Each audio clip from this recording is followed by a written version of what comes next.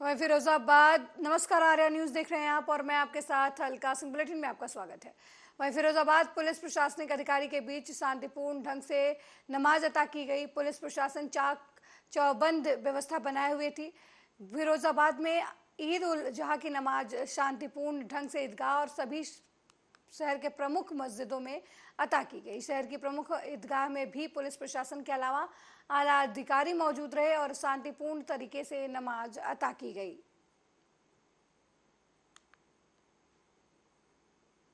फिरोजाबाद वासियों को मैं ईद की सबसे पहले शुभकामनाएं देता हूं और यहाँ पर मैं और कप्तान साहब राउंड पे हैं। सभी टीम हमारी हर जगह मौजूद है। सुरक्षा के व्यापक इंतजाम किए गए हैं। सभी जगह ईद की नमाज शांतिपूर्वक अदा की जा रही है। सभी लोग धार्मिक उल्लास के साथ ईद का त्यौहार मना रहे हैं और यहाँ पर साफ सफाई से लेकर जो भी उचित इंतजाम है शासन के निर्देश के क्रम में, वो सभी चीज़ें मौजूद हैं। सब लोग देखिए, शासन के क्रम के निर्देश में जो पीस कमेटी थी, जो धर्मगुरुओं के साथ मीटिंग थी, सोशल मीडिया पे जो मैसेज थे, वो सभी की वजह से यहाँ पर शांतिपूर्वक तरीके से पूरे जनपद में नमाज अदा की जा रही है और कहीं पर भी किसी प्रकार की अपनी घटना की सूचना नहीं। मैं और डीएम साहब दोनों लोग राउंड पे भी हैं। सारे पुलिस बल और प्रशासन सभी लोग एक्टिव हैं। इसके बाद में जो कुर्बानी की प्रक्रिया है उस पर भी हम लोग लगातार पेट्रोल। वहीं जिलाधिकारी शैलेंद्र कुमार सिंह और वरिष्ठ पुलिस अधीक्षक हेमराज मीणा ने ईद उल जुहा के मौके पर जिले में भ्रमण किया और आमजन से त्योहार को सौहार्दपूर्ण वातावरण में मनाने की अपील की। साथ ही ड्यूटी पर तैनात पुलिस बल को आवश्यक दिशा निर्देश भी दिए। वासियों को मुबारकबाद दूंगा कि आज पूरे जनपद में शांतिपूर्ण माहौल में ईद उल अजहा का फेस्टिवल मनाया गया और मैं अल्लाह ताला से प्रार्थना करूंगा कि सभी लोग उन्नति करें, आपस में भाईचारा बैठे और हमारा जनपद निरंतर विकास के पथ पर अग्रसर हो।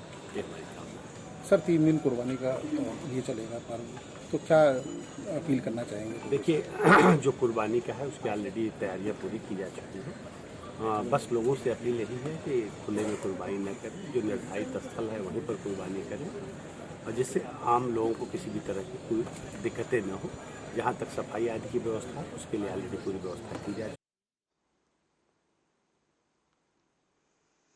वहीं बिजनौर में उत्तर प्रदेश बीजेपी प्रदेश अध्यक्ष भूपेंद्र चौधरी और केंद्रीय मंत्री जितिन प्रसाद का दौरा। बिजनौर के नुमाइश ग्राउंड में जनसभा को संबोधित भी किया। इस दौरान उन्होंने बीजेपी के सभी पदाधिकारी और विधायक पार्टी कार्यकर्ता मौजूद रहे और प्रदेश अध्यक्ष ने केंद्र सरकार के 9 साल पूरे होने पर भारतीय जनता पार्टी की योजनाओं और विकास कार्यों के बारे में बताते हुए कहा कि बीजेपी आगामी 2024 लोकसभा चुनाव की तैयारियों में पूरी तरीके से जुट गई है।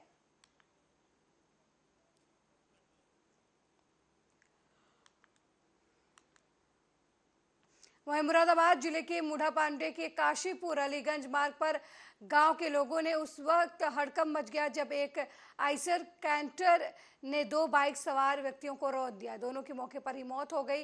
वहीं इस हादसे को देख यात्रियों ने पुलिस को सूचना दी। थाना अध्यक्ष दीपक मलिक भारी पुलिस बल के साथ घटनास्थल पर पहुंचे और शवों को कब्जे में लेकर पोस्टमार्टम के लिए भेज दिया। फिलहाल पुलिस वाहन को हिरासत में लेकर कार्रवाई में जुट गई है। बता दें कि युवक बकरा ईद के त्योहार को लेकर मुरादाबाद सिटी के गूलर के पत्ते बेचने के लिए गए हुए थे और देर शाम घर लौटते वक्त यह हादसा हुआ। ये क्या हादसा हुआ है अभी? वो झंडियाली मिल के पास एक ट्रक उधर से आया था, एक इधर से गया था। वो दोनों बीच में फंस गए थे। कौन लोग? वो 2 बाइक वाले थे ना, वो उसमें फंस गए थे। क्या लोग थे बाइक पे? 2 लोग थे। अच्छा, कितने क्या गाड़ियों की भिड़ंत हुई है? वो 2 ट्रक थे, वो बीच में फंस गए थे ना। अच्छा। तो वो शायद टायरों के नीचे आ गए थे शायद। अच्छा, वो जो दोनों गाड़ियां थी वो कहाँ हैं? भाई एक ही बाइक पे थे भाई। तो जो गाड़ियां और टकराई हैं डंपर, हाँ। जो तुम बता रहे हो, वो गाड़ियां किधर हैं? दोनों साइडों में निकल गई।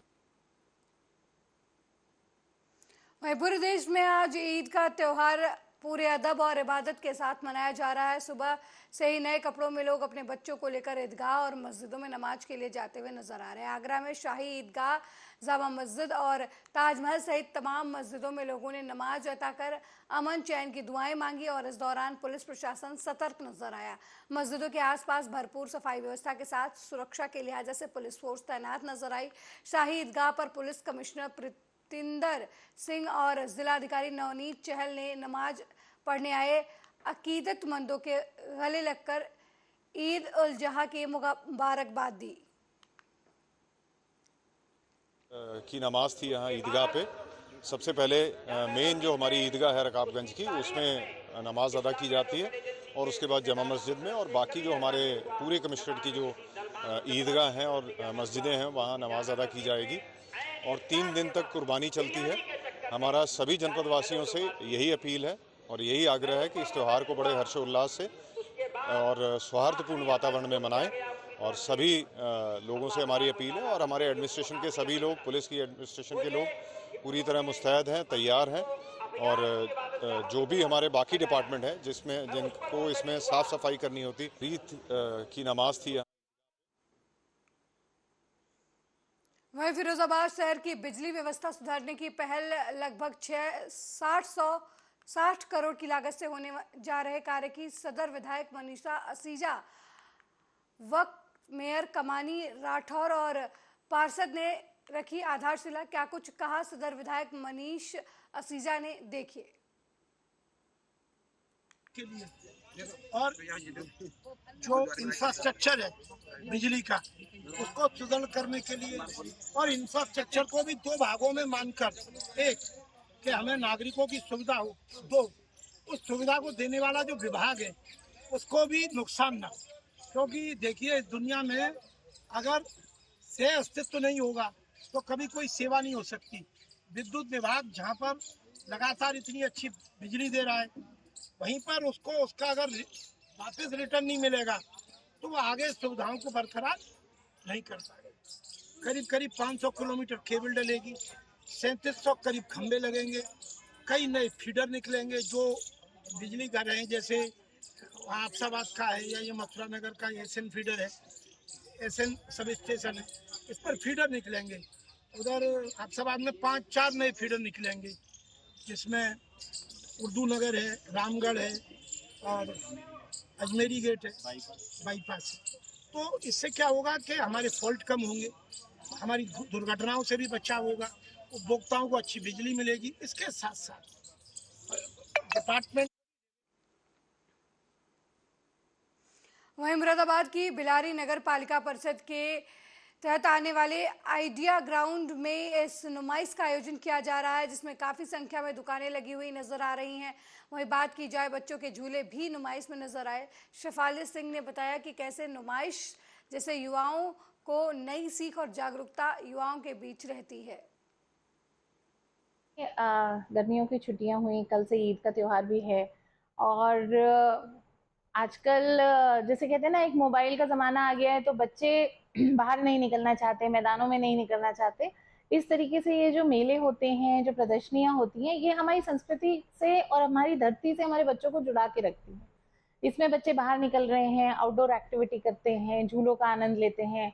आसपास का रोजगार बढ़ता है जब हम लोकल ही जब खरीदारी होती है, लोकल मेले में जाते हैं, छोटी मोटी चीज़ें खरीदने के बहाने।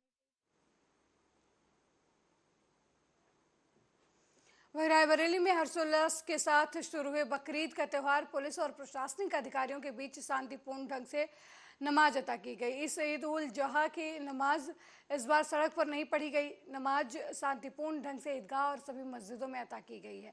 ईदगाह के आसपास मौजूद पुलिस और प्रशासनिक अधिकारियों की मौजूदगी में नमाज अता की गई। शांतिपूर्ण ढंग से इस बार ईद उल जुहा की नमाज अता की गई है। जो बकरीद की नमाज अदा की गई है वो हमारे 253 मस्जिद हैं और 77 ईदगाह हैं। उन जगहों पर हमारे सुरक्षाकर्मी प्रॉपर तैनात रहे हैं और हमारे मजिस्ट्रेट भी तैनात रहे हैं। सभी जगह सकुशल नमाज संपन्न कराई गई है। जो हमारे कुर्बानी के स्थल हैं, पहले ही हमारे सभी अधिकारी भ्रमण कर लिए गए, वहाँ भी सुरक्षा के व्यापक इंतजाम कर दिए गए हैं, साफ़ सफाई के लिए और बिजली व्यवस्था के लिए, नलकूप विभाग द्वारा पानी के लिए सभी मुकम्मल इंतजाम किए गए हैं। वहीं जीबी मार्केट के पास रेस्ट हाउस मार्केट में एक IESLTS इंस्टीट्यूट के में देर रात भयानक आग लग गई। इंस्टीट्यूट की सीढ़ी पर लगे बिजली मीटर में शॉर्ट सर्किट की वजह से ये आग लगी हुई है, बताया जा रहा है। आग कि ये बात इंस्टीट्यूट की पहली मंजिल पर यह आग की घटना हुई है, जबकि ग्राउंड फ्लोर पर एक रेस्टोरेंट खुला हुआ है। आग लगने के तुरंत बाद फायर ब्रिगेड को सूचना दी गई। मौके पर पहुंची फायर ब्रिगेड की टीम ने शीशा तोड़कर आग पर काबू पाया। रेस्टोरेंट में काम करने वाले मनोज ने बताया कि जब अचानक धुआं उठा तो उन्होंने इलेस्ट सेंटर का शटर और शीशा तोड़कर आग बुझाने की कोशिश की, लेकिन जब आग भड़की तो फायर ब्रिगेड को सूचना दी गई।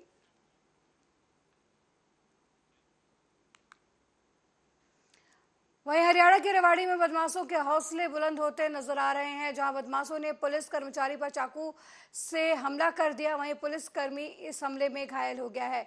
घायल को साथी पुलिसकर्मियों ने ट्रॉमा सेंटर में भर्ती कराया है। बदमाश को पुलिस ने मौके पर ही चाकू सहित दबोच लिया है और फिलहाल बदमाश से पूछताछ की जा रही है। चौक पे चालान कर रहे थे सर, तो अक्षय आया, बोला जी घर पे गाली गलौज कर रहा है सर आप पी के मेरे पापा, तो कंप्लेंट देनी है। कंप्लेंट दे दी उसने, तो सुधीर उसके साथ चला गया। वो समझा रहा था सुधीर, बाद में हमारे पास फ़ोन कर दिया, हम राइडर ले पे मैं और विक्रम चले गए। तो अचानक वो आ गया, शराब पी रखी थी उनने और चाकू से हमला कर दिया सिर पर। फिर सुधीर मेरे को ट्रामा सेंटर ले आया, फिर विक्रम उसने वहीं पकड़ रखा था, फिर चौकी वाले चले गए, उसको पकड़ लाए। कितने कर्मचारी थे आप? सर हम उस टाइम तो 3 थे, बाद में आ गए थे 4-5 और। तो चाकू समेत दबोचे, कितने आदमी थे मारने वाले आपको? सर 2 थे। दोनों को दबोच लिया? हाँ दोनों पकड़ लिए। हम रेलवे चौक पे चालान कर रहे थे सर, तो अक्षय आया। वहीं हरियाणा के रेवाड़ी में एक 72 साल के बुजुर्ग सेहरा बांधकर जिला उपायुक्त के ऑफिस पहुंच गए और फैमिली आईडी बनवाने की मांग के साथ शादी करने की मांग का ज्ञापन उपायुक्त को सौंपा। और बुजुर्ग का कहना है कि अकेले रह जाने के कारण फैमिली आईडी नहीं बन पा रही है, इसलिए मुख्यमंत्री के नाम ज्ञापन सौंपकर गुहार लगाई है। मुख्यमंत्री जी मेरी फैमिली आईडी बनवाओ या मेरी शादी करवाओ। ये पहचान पत्र फैमिली आईडी नहीं बना रहे और इसलिए मैंने यहाँ आना पड़ा। मेरी घरवाली मरे 6 साल हो गए, बच्चे 2 हैं, 3 बच्चे, 1 लड़की 2 लड़के, वो बाहर रहते हैं। क्या कराने की क्यों नहीं बना पा रहे? ये कह रहे हैं भाई फैमिली होनी चाहिए, अब फैमिली है नहीं, घरवाली मरे 6 साल हो गए, तो अब अकेला के बनाना रहे। तो मैं कह रहा हूँ भाई सरकार शादी करा दे या तो या फैमिली आईडी कार्ड बना दे। अभी कहाँ आपने प्रयास किया? किन मैंने हर ऑफिस में गया, भाई मेरे पहचान पत्र, मेरी पेंसिल बने, भाई मेरे को मकान का पैसा मिले, लेटरिन का पैसा मिले, लेकिन कहते हैं फैमिली आई कार्ड लाओ जब करेंगे कार्रवाई। अब ये फैमिली आई कार्ड बना नहीं रहे अकेले का।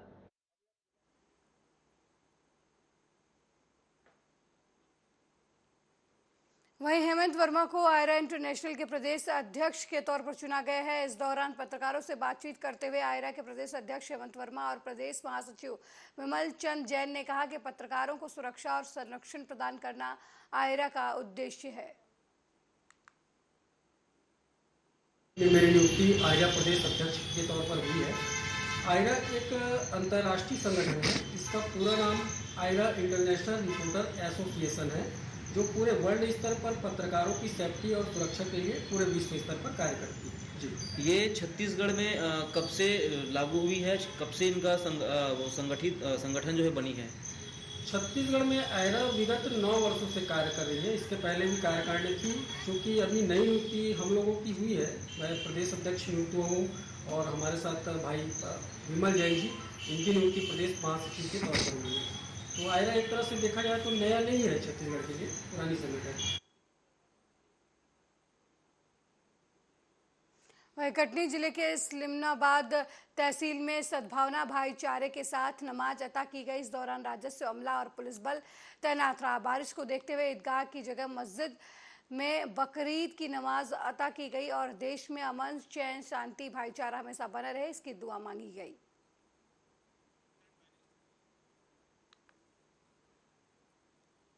वहीं मंदसौर में हिंदू युवती ने मुस्लिम युवक के साथ प्रेम विवाह किया तो गुस्साए परिजनों ने बेटी से रिश्ता तोड़ थाने में ही युवती को कफन उड़ाकर कहा कि अब वो उनके लिए मर चुकी है। ये पूरा मामला नाहरगढ़ थाना क्षेत्र के कयामपुर गांव का है, जहां पर हिंदू युवती आस्था ने मुस्लिम युवक साहिल के साथ 1 साल पहले प्रेम विवाह कर लिया।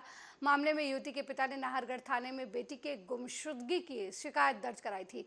घर से भागने के बाद युवती ने मुस्लिम युवक से निकाह कर मुस्लिम धर्म भी अपना लिया। जब समझाने के बावजूद लड़की नहीं मानी तो पिता ने थाने में ही बेटी को कफन उड़ा दिया।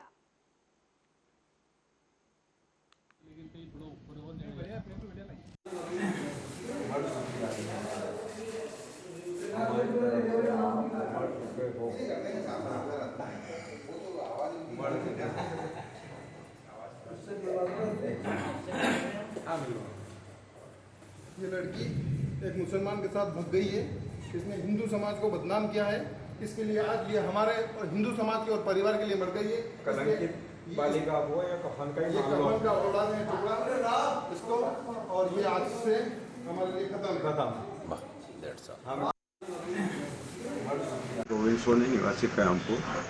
मेरी बच्ची जो कॉलेज पढ़ने जाती थी, जो साल भर पहले 1.5 साल पहले उसका कॉलेज से जाते हुए बस स्टैंड पे अपहरण हुआ या कोई किसी के साथ भागी है, कुछ जानकारी में पता नहीं लगा। पुलिस प्रशासन ने भी अपनी अच्छी मेहनत करी।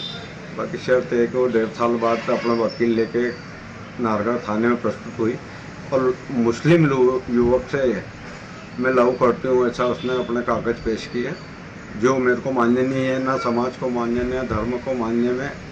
तो मैंने अपने बच्चे को वहीं से मृत घोषित मानते हुए अपना धर्म का कफन उड़ाकर अपना अंतिम विदाई दी है।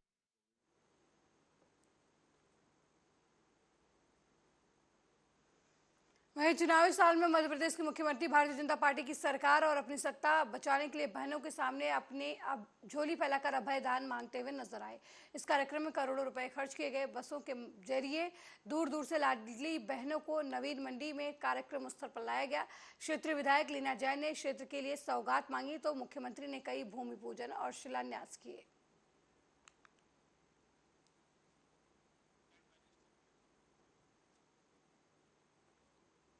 वहीं छत्तीसगढ़ में कांग्रेस नेताओं की बैठक के बाद टीएस सिंहदेव को छत्तीसगढ़ सरकार में नई जिम्मेदारी मिली है। टीएस सिंहदेव को छत्तीसगढ़ के डिप्टी सीएम की जिम्मेदारी मिली है। डिप्टी सीएम बनने के बाद रायपुर हवाई अड्डे पर पहुंचे टीएस सिंहदेव ने कहा कि एक बड़ी जिम्मेदारी का एहसास होता है। बाबा, क्योंकि आप ये क्या इन 4 महीनों में ऐसे सबसे पहला काम क्या करेंगे? 4 महीने बस बचा हुआ है। कौन क्या करेंगे? प्रायोरिटी क्या रहेगी? उप मुख्यमंत्री को अलग से कोई काम या अलग से कोई प्रभार नहीं होता। एक दर्जा मिला है प्रोटोकॉल में, शायद उसमें कोई दर्जा की बात हो। बाकी तो जिम्मेदारियां विभाग की हैं, उन्हीं को निभाना है। और सबसे जरूरी है कि मिल के साथ सब कोई को चलना है। छत्तीसगढ़ की पहचान जो बनी है उसे और प्रगाढ़ते रहना है।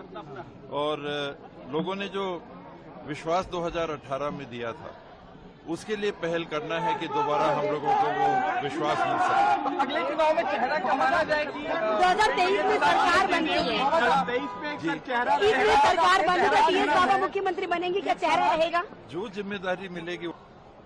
मैंने कभी 2.5 साल की चर्चा नहीं की, आप लोगों ने की थी। मैं आप लोगों का आभार भी व्यक्त करूंगा आज मीडिया के साथ, न केवल इन 4.5 सालों में बल्कि कई सालों से का हमेशा सकारात्मक साथ मिला। और केंद्रीय मंत्री और बीजेपी नेता स्मृति ईरानी ने कांग्रेस नेता राहुल गांधी के अमेरिका दौरे को लेकर उन पर बड़ा आरोप लगाया है। उन्होंने कहा कि यूएस में राहुल के साथ सुनीता विश्वनाथन बैठी थी। ये पहले भी सामने आ चुका है कि जॉर्ज सोरोस भारत के खिलाफ काम कर रहा है और सोरोस से सुनीता विश्वनाथन के भी संबंध है।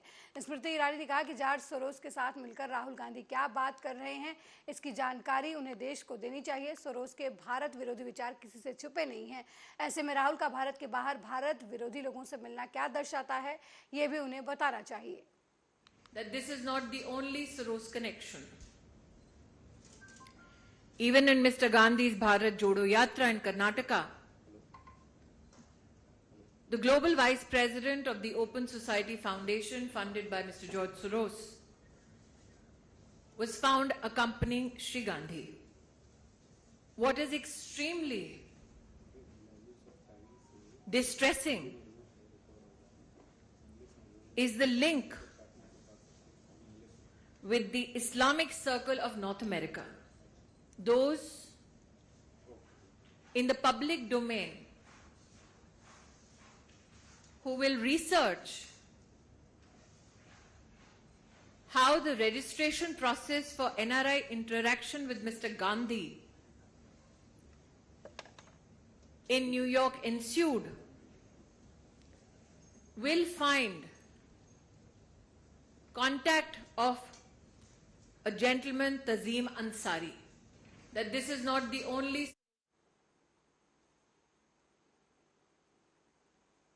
वहीं अमरनाथ यात्रा शुरू होने से 2 दिन पहले यहां आने वाले तीर्थयात्रियों की सुरक्षा और दूसरी व्यवस्थाओं को सुनिश्चित करने के लिए राज्य में एक ट्रायल रन रखा गया। इसमें पहले यात्रा की तैयारियों को अंतिम रूप देते हुए सेना और केंद्रीय अर्धसैनिक बलों के जवानों को यात्रा मार्ग पर तैनात कर दिया गया था। दक्षिण कश्मीर हिमालय में गुफा मंदिर की 62 दिवसीय यह तीर्थ यात्रा 1 जुलाई को शुरू होगी और 31 अगस्त को ये समाप्त होगी। तीर्थ यात्रा 2 मार्गों से होकर गुजरेगी। इसमें पहला नुनवान मार्ग है जो कि दक्षिण कश्मीर के पहलगाम से 48 किलोमीटर लंबा है। वहीं दूसरा बालघाट मार्ग है जो 14 किलोमीटर का रास्ता मध्य कश्मीर के गादरबल में स्थित है।